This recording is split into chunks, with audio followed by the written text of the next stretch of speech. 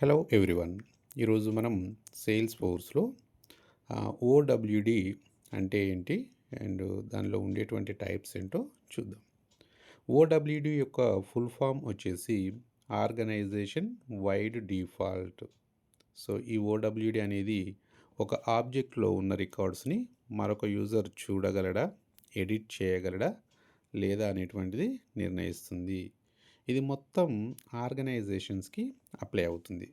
మరి ఓడబ్ల్యూడిలో ఉన్నటువంటి టైప్స్ ఏంటి అంటే అందులో ఫస్ట్ వన్ మొత్తం 4 ఉంటాయి. దాంట్లో ఫస్ట్ వన్ చూసినట్లయితే ప్రైవేట్. ఇది సెట్ చేసినట్లయితే యూజర్ తన రికార్డ్స్ మాత్రమే చూడగలడు, మాడిఫై చేయగలడు. ఇతర యూజర్స్కి సంబంధించినటువంటి రికార్డ్స్ని తను చూడలేడు. పబ్లిక్ రీడ్ ఓన్లీ అనేటువంటి ఆప్షన్ కనుక మనం ఇచ్చినట్లయితే ఎవరైనా ఆ రికార్డును చూడగలరు కానీ ఎడిట్ చేయలేరు. ఓనర్ మాత్రమే దానిని ఎడిట్ చేయగలడు. మరి థర్డ్ ఆప్షన్ వచ్చేసి public read and right. So ఎవరైనా రికార్డును చూడగలరు లేదా ఎడిట్ చేయగలరు.